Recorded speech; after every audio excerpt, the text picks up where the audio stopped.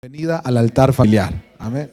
Hoy quisiera que hablemos sobre algo que me parece que si lo captamos, si se nos revela por el Espíritu y la palabra, va a transformar nuestro hogar. Y le vamos a poner de título, Mi casa, un huerto. Mi casa, un huerto.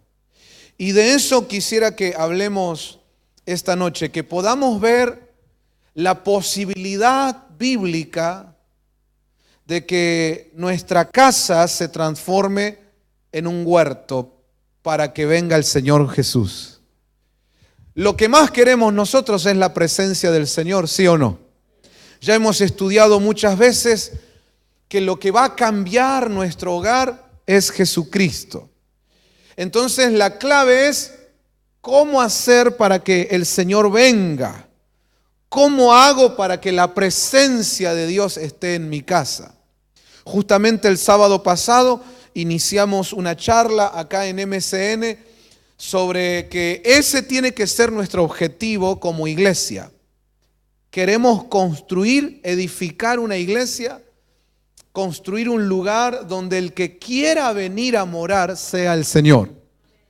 A veces uno comete el error cuando está encarando un ministerio de tomarse como una meta y a veces incluso como una obsesión, querer que la gente venga a la iglesia. Entonces armo un tipo de ministerio, ¿no? Edifico un tipo de iglesia pensando en la gente, porque lo único que yo quiero es que venga la gente. Pero cuando vos profundizás un poco la palabra del Señor, te das cuenta que no debería ser así el enfoque, sino que nuestro enfoque debería ser crear un lugar, edificar una casa, un ambiente donde el que quiera venir sea el Señor. Un lugar para la presencia de Dios. Y si viene el Señor y mora con nosotros, todo lo demás, hermano, viene solito. Si logramos que el Señor quiera congregarse acá con nosotros, ya la hicimos. Y todo lo demás viene por añadidura. Bueno, eso que empezamos a charlar el sábado pasado para MCN, hoy vamos a trasladarlo a nuestras casas. Nosotros tenemos que tener esto en mente.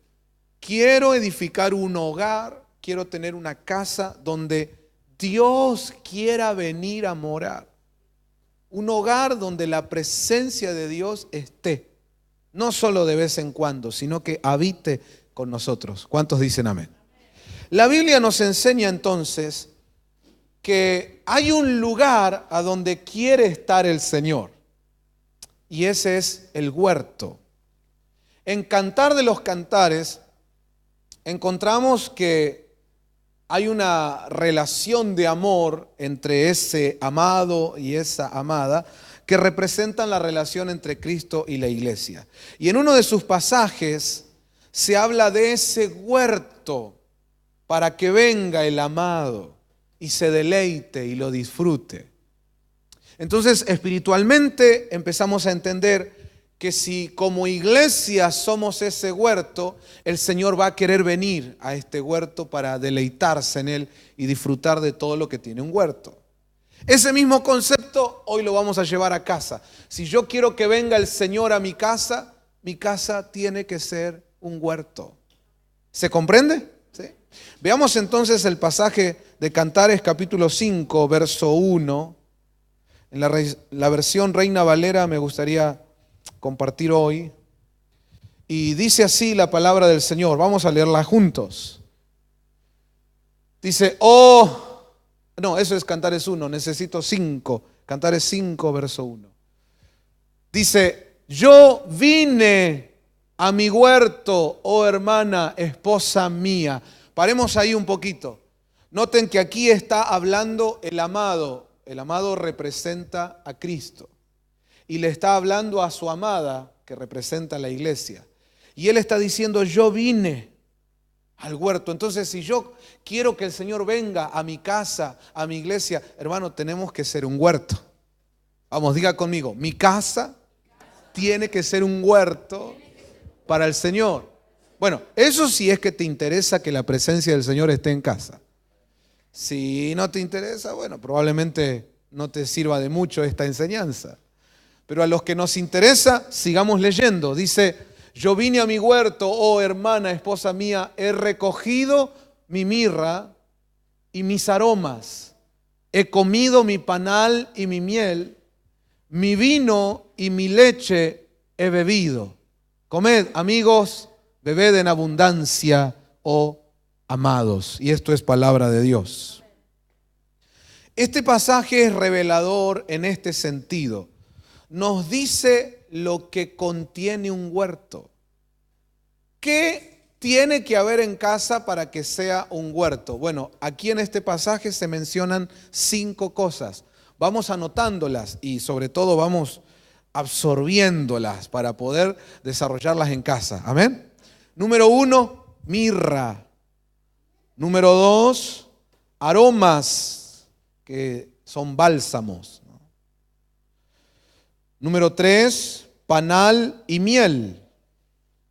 Número 4, leche. Y número 5, vino. Estos 5 elementos se encuentran en el huerto a donde el Señor va a venir. Y nosotros tenemos que aprender de eso y entonces, amados hermanos, empezar a trabajar para que en nuestra casa estén estos 5 elementos. Vamos de nuevo. Número 1, mirra. Número 2, aromas que tienen que ver con bálsamos. Número 3, panal y miel. Número 4, leche. Y número 5, vino. Incluso para los que nos están recibiendo por la transmisión, no sé si se podrá crearles ahí alguna plaquita y que lo puedan tener bien claro. Para mí es importante que nosotros tengamos estos 5 elementos bien claros. Y a veces poner las cosas delante de los ojos ayuda mucho para agarrar el concepto, ¿verdad? Por eso cuando usted quiere hacer un proyecto para su casa, tiene un plan para su familia, no deje de sentarse y escribirlo. Porque a veces uno tiene la idea aquí en la cabeza, pero ponerlo delante de tus ojos ayuda muchísimo.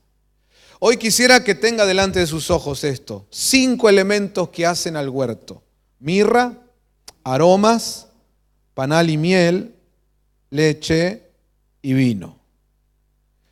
Comencemos con la mirra. Hemos estudiado muchas veces aquí en la iglesia que la mirra en la Biblia representa el sufrimiento, pero no es lo único que representa la mirra. Hoy quisiera que vea la mirra como un bálsamo aromático también, lo cual lo es. Y para eso me gustaría que me acompañe a ver Éxodo capítulo 37, versículo 29. Ahí vamos a encontrar, porque la Biblia se explica a sí misma. Entonces, si queremos aprender qué quiere decir la palabra de Dios cuando me habla de mirra, ¿a qué se está refiriendo? Pues la propia palabra nos lo va a decir. Nunca se olviden de eso. La Biblia se explica a sí misma. Entonces, en Éxodo capítulo 37, verso 29, dice: hizo asimismo el aceite santo de la unción y el incienso puro aromático según el arte del perfumador. Noten que está hablando de un bálsamo, de un aceite perfumado que se había realizado. Ahora acompáñenme a ver el mismo capítulo, pero unos versículos antes, el verso 23, te va a mencionar ahí la composición de este aceite.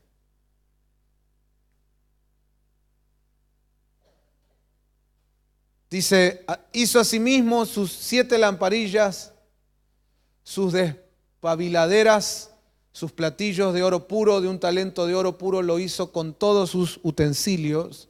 A ver si seguimos bajando. Hizo también el altar de la unción. Verso 26, lo cubrió de oro. Luego habla de 2 anillos de oro debajo de la cornisa. Hizo las varas de acacia. Y ahí nos habla del aceite de la unción, del incienso aromático. Si continuamos hacia el capítulo siguiente,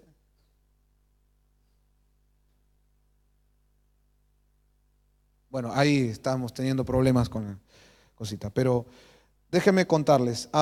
En estos pasajes bíblicos encontramos que era una sustancia importante la mirra para que este aceite tenga el aroma que debía tener, que el Señor quería que se tenga dentro de todo esto que acabamos de leer, ¿verdad? El altar, este lugar exclusivo para el Señor. Es decir, Dios dejó específico en el Antiguo Testamento que un ambiente agradable para Él tenía que contener mirra. Amén. Entonces, la Biblia dice que todo lo que fue escrito y desarrollado en el Antiguo Testamento es una figura, una sombra para nosotros hoy. Aquello que se hacía literalmente, hoy es una figura espiritual para nosotros, para que lo podamos aplicar en lo espiritual. ¿Se entiende? Ok. Entonces, hoy quiero que usted vea, según lo que nos muestra el libro de Éxodo, a la mirra como esa sustancia que le da el aroma agradable al ambiente donde Dios quiere estar. Y si nosotros queremos ser un huerto para que venga el Señor y esté en nuestra casa, no puede faltar la mirra. ¿Y qué significa la mirra? Está relacionado con un ambiente agradable. Anote eso, por favor. Una ambientación agradable para el Señor. Justamente le agregaban esta sustancia para que esos aceites aromáticos tengan ese olor que al Señor le gustaba. Y si hablamos de olor para el Señor, una de las primeras ocasiones que nos va a venir a la memoria en que sucedió algo así fue cuando Noé salió del arca luego que pasó el diluvio, ¿se acuerdan? Y él hizo un sacrificio para Dios y dice que subió un olor agradable. Entonces, antes de ver el pasaje de Génesis, déjenme hacer hincapié, subrayar en la palabrita agradable. Eso es lo que le da la mirra a estos aceites aromáticos que se hacía para la casa de Dios. Agradable. ¿Cuál es la enseñanza entonces? ¿Cómo tiene que ser nuestra casa, hermanos? Agradable. Agarremos esa enseñanza. Y ese concepto agradable lo tenemos que tratar de meter en todas las áreas. Agradable a nivel ambiente. ¿Cuál es el clima de tu casa? ¿Hay mala onda o es agradable? ¿Hay tensión? ¿Hay pelea? Viste que hay lugares que vos entrás y decís, está enrarecido el ambiente. Pues tenemos que trabajar para que sea agradable, arreglar lo que haya que arreglar, corregir lo que haya que corregir, pero si queremos al Señor no podemos tener un ambiente feo. Hermano, necesitamos la mirra. ¿Se entiende? Pero también llévelo al área de lo material. Está limpia la casa, la tenemos impecable, está perfumada. Le ponemos ganas en eso a la casa. Eso también es parte de la responsabilidad de un cristiano que quiere tener en su hogar la presencia de Dios.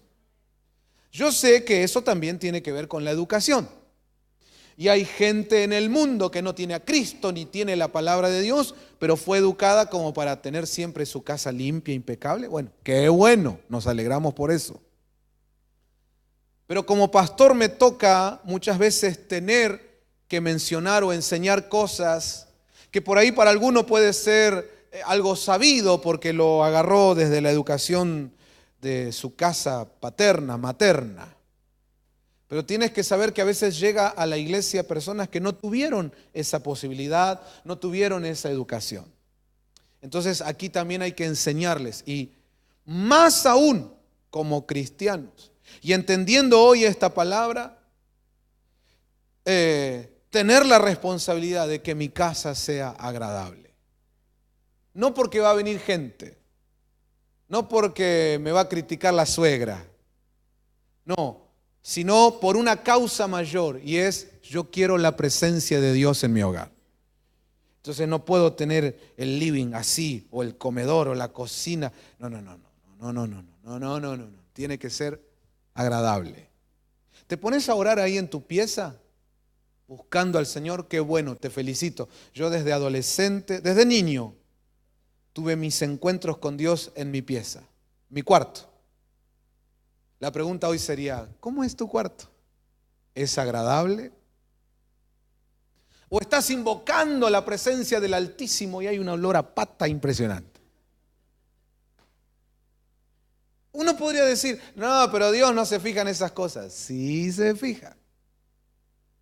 Por eso Él era tan detallista cuando pidió que le hagan de esta manera el tabernáculo y el altar. Y no, lo leímos recién. Le decía con qué elementos tenían que hacer cada cosa, porque Dios se fija en eso. No es que Dios sí o sí te va a exigir que tengas una mansión lujosa para venir con su presencia. No. Él de hecho vino a nacer en un establo en Belén. Pero yo te aseguro que José y María se habrían encargado de que el establo esté en condiciones. Usted lo hubiera hecho también. Va a nacer el Rey de Reyes y Señor de Señores. Entonces, aunque tu casa no sea una mansión lujosa, con lo que hoy tienes, con lo que hoy cuentas, está bien, sigue avanzando, sigue progresando. Te animo a tener una mentalidad de progreso, a no conformarte y creer que Dios te puede prosperar y darte más. Vamos por más. Pero lo que tengo hoy lo tengo que tener limpio, impecable. ¿Por qué, pastor? Porque mi casa tiene que ser un huerto. Y uno de los elementos del huerto es la mirra. Y la mirra representa una sustancia aromática agradable. Mi casa tiene que ser agradable. Las sábanas en tu cama, agradable. Pastor, ¿en eso se va a fijar el Señor? Aunque te parezca que no, sí. Porque tiene que ver mucho contigo, con tu persona, con cómo tú vives. Y cuando nosotros invitamos al Señor a nuestra casa, Él va a venir así como estamos, porque Él nos ama.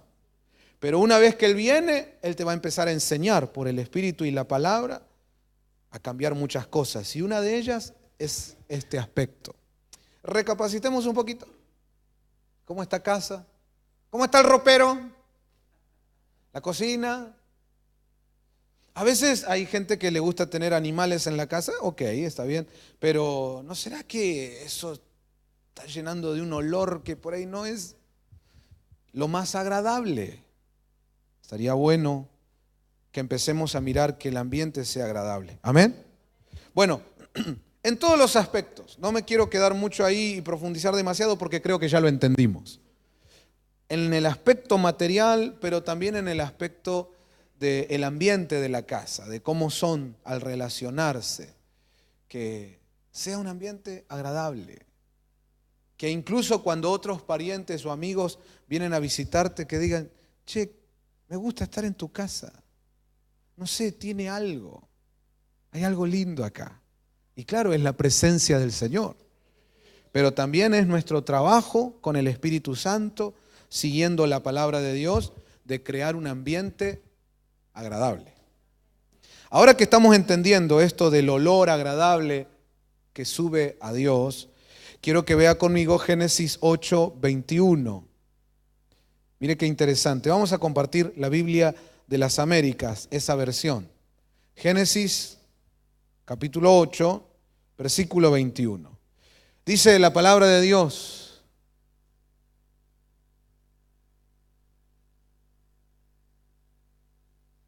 el Señor percibió el aroma agradable. Mire de lo que estamos hablando. El Señor percibió el aroma agradable y dijo el Señor para sí: nunca más volveré a maldecir la tierra por causa del hombre, porque la intención del corazón del hombre es mala desde su juventud. Nunca más volveré a destruir todo ser viviente como lo he hecho. Y esto es palabra de Dios. La historia es así. Noé se había salvado con su familia y los animales que logró ingresar al arca de aquel diluvio devastador. Pasado el diluvio, sale Noé del arca a un nuevo mundo, un nuevo tiempo en esta tierra. Y lo primero que hace es ofrecer un sacrificio al Señor.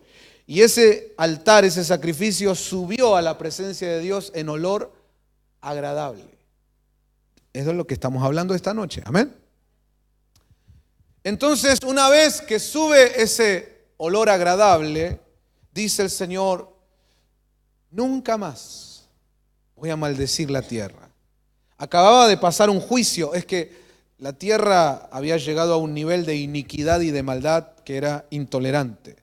Incluso se había llegado a mezclas genéticas, hermano, de niveles catastróficos, donde hasta ángeles se cruzaban con humanos y bueno, toda una cuestión que ahí usted lo encuentra en Génesis capítulo 6.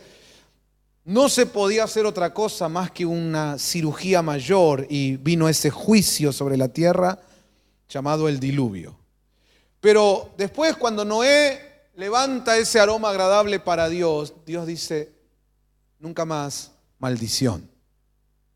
Entonces, si nosotros estamos hoy aprendiendo de que en mi casa tiene que haber mirra para hacer un huerto para el Señor, y la mirra representa ese aroma agradable, lo que yo noto en este versículo es que ese aroma agradable está ligado con que ya no se va a maldecir.